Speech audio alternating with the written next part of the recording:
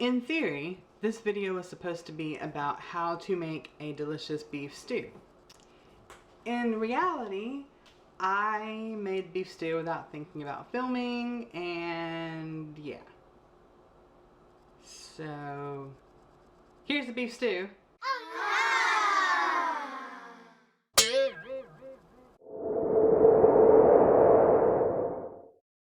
Hi everyone, welcome to today's video.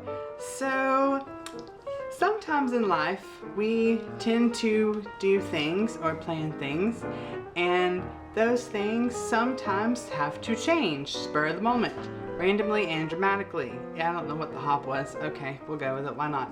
And conveniently, one of those things is what I'm cooking today for you because, like I said, was supposed to make beef stew. Already made the beef stew. So instead, we're going to make some pancakes. Pancakes.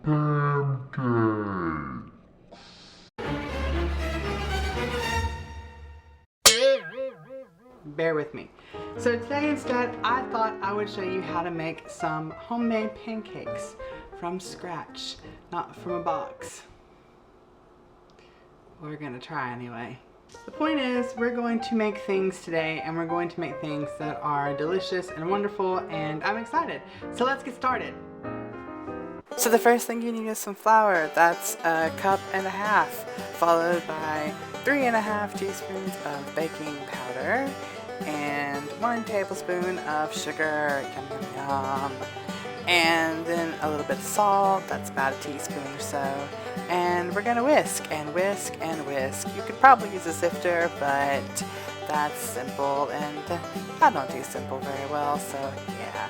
Now we're gonna take a spoon and make a cute little well in the middle, and we're going to add the following. 1 1/4 cups of milk. Ooh, milk comes from cow. Followed by an egg. Comes from a chicken, for those of you that don't know. And then some melted butter. Side note, I found that the butter is better if you melt it first and let it sit while you get everything else better, because then the hot butter doesn't try to cook your egg for you, and it just comes out so much nicer.